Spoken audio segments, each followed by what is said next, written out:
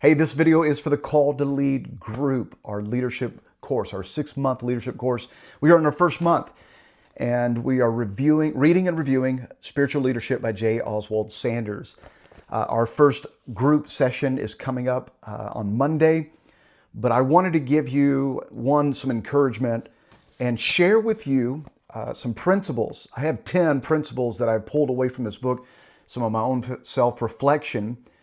This video will be the first 5, and I'll do a part 2. Another video will give you the second 5, give you all 10. For those of you that may have never really journaled or pulled away or extracted some principles or reflections, this may give you an example. In fact, I'll go ahead and load up my document also in the resource tab in the Planning Center. So I want to just share with you some things, and as you're writing your reflection paper and you're taking notes, you want to have some similar thoughts that I'm giving you on pulling away these 5 principles or 10 principles that I'm reading into, and I'm really taking them in and asking God to show me, how does this apply to me? And God, how are you shaping me and transforming me to be a better leader, to do my very best for you? So number 1, here's what I see. The spiritual leadership begins with character, not position. So Sanders teaches that leadership is not about titles, it's not about platforms or popularity. It's about who you are when no one is watching. Now, we all can agree with that, and I think everyone gets that. It's a basic principle. But as we drill down and we really think about this, we may see some tendencies in our life that kind of lean in the opposite direction. So true leadership is influence that flows from, listen to this, spiritual integrity. I mean, he's driving this point home. We have to focus on spiritual integrity. The biblical example there is Joseph. He led faithfully in prison before he ever led a nation. So in private, God was shaping him in private so that he could be what he needed to be when he became public. So the application that I see under this principle is your private life shapes your public influence, and faithfulness in small things prepares you for bigger opportunities. I'm telling you, there's going to be bigger opportunities in your life this year, next 5 years, and God is stretching us. He's shaping us so that we are prepared for bigger opportunities in our life. And don't chase a platform. Listen, develop character. Our culture and our society and even our flesh wants to chase a platform, to be noticed, to have fame, to be popular. But I'm telling you, God is all about developing our character. So what is the reflection question here? What kind of leader am I becoming when no one is applauding me? This is a question that we all need to ask. What kind of leader am I becoming as no one is noticing, no one sees what I'm doing, I'm not getting noticed or recognized, no one's applauding me? What is God doing in my heart? How is he shaping me? So number 2, a spiritual leader must practice self-discipline. We don't like this word.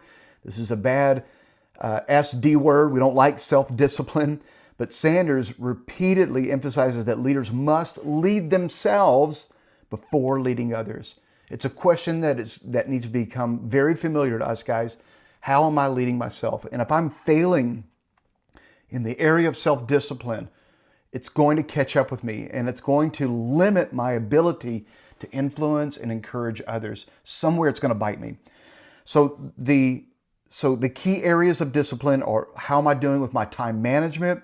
How am I doing in managing my emotions when things frustrate me? I'm getting aggravated. Things are not going my way. People are frustrating me. How am I managing my emotions? Habits.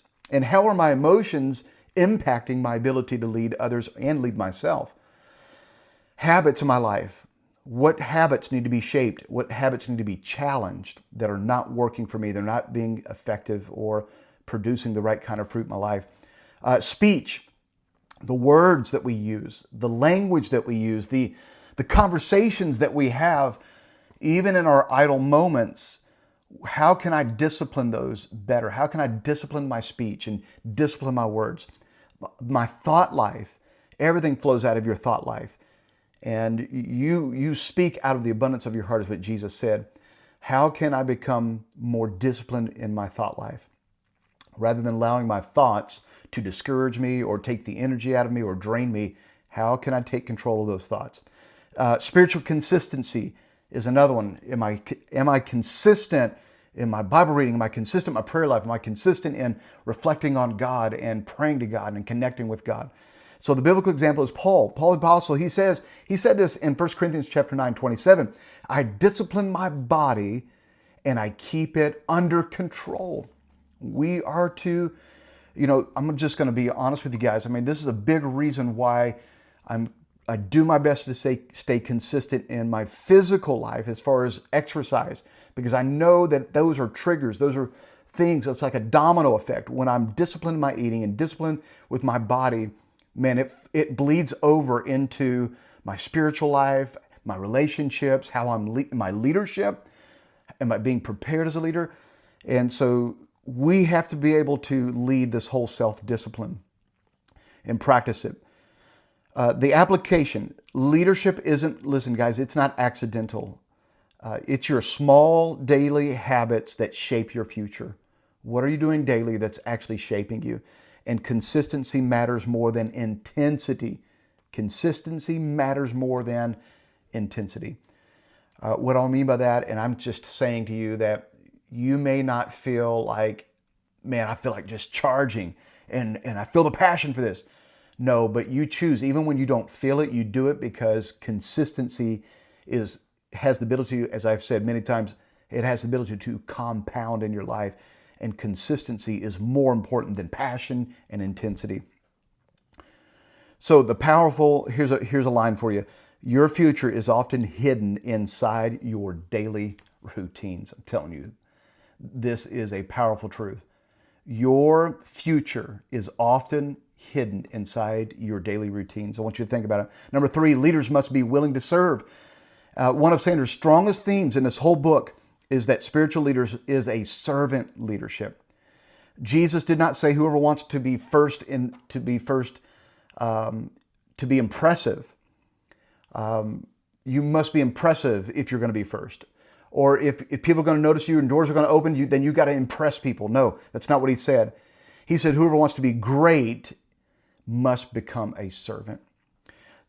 Jesus Christ modeled this. He washed the disciples' feet before even going to the cross. Listen, here's the application. Great leaders do great things or do things others think are beneath them. You ever seen leaders that have an idea what leadership looks like? A high position. It means people are serving me. And it's above me to open a door, hold a door, or help someone unload a truck, or to help unload, or to clean a bathroom. That is the wrong mindset, and that is not true leadership. Leadership do things that are beneath them. Serving develops humility and trust, and that's why we never forget where we came from. We never forget where God brought us from, and we're willing to humble ourselves, and we're willing to trust. Leadership is about lifting others, not elevating yourself. If someone needs to get the credit, man, you pull back and you give the credit to them. I would say as leaders, we need to practice this even more. Give someone else credit. They may have actually taken your idea. They may actually stole your idea. You may have said it a million times and they took credit for it because they said it. That's fine. Give it to them. Let them have it. Elevate them and lift them. Give them credit. Don't elevate yourself. Let God elevate you. A thermometer only tells the temperature, but a thermostat changes the environment, and servant leaders change the atmosphere around them. Number 4, vision requires faith and courage. Sanders teaches that spiritual leaders see beyond what currently exists. And this is big. You, as a leader, you have to be able to see what other people cannot see. Leaders must be willing to step out in faith before they have all the answers. This is so key. I see so many people stall in their leadership. They are limited in leadership because they are afraid to step out. They want to see everything the full picture before they step out. And I'm telling you, it limits your ability to lead well. The biblical example is Nehemiah. He saw broken walls and envisioned a restoration before anyone else believed it was possible. He, all by himself, he was willing to move forward because he saw beyond the broken walls, even before the resources were there, and even before the people were there, and even obviously before the walls were rebuilt. So the application is, don't let fear make your decisions. God often calls leaders to move before they feel ready. And vision sees possibilities others overlook. So here's a reflection question. What problem breaks your heart enough that you want to help solve it? What's breaking your heart? What's moving you? What is causing you to lose sleep over? What's wrestling in your spirit? Listen to me, that's probably a good indicator that God is calling you to lead something in that area. Number 5, lastly for this video, this is part 1, and I'll go to part 2 here and load that as well. Leadership requires dependence on God. Sanders makes it clear that spiritual leadership is impossible without the Holy Spirit. We can't do this in our own power. You cannot do this in your own degrees, things that you have mastered, your skill set, how good you think you are. Listen, forget all of that. We need the Holy Spirit to empower us. Natural talent may impress people temporarily, but I'm going to tell you this, spiritual power changes lives eternally. You can't do that with your own natural abilities. If you're going to change lives and impact people for eternity, it's going to require the Holy Spirit to work and flow through us. Moses is the biblical example, and here's what Moses said as a great leader as he was. He says, God, if you don't go, I don't want to go. I don't want to go without you because I know that I will not be successful without you. Don't even send us if you're not going, God. Don't even move my heart. Don't even give me that drive. God, if you're not going, I don't want it. I want no part of it. I need you, and I need you to go with me. So here's the application, guys. Prayer is not weakness, it's leadership strength. And if you see a person who is praying, they have already started to be a strong leader because they are depending on prayer and their connection with God. Your gifting can open doors, but your dependence on God is what's going to sustain you in that position. It is because of God. When Solomon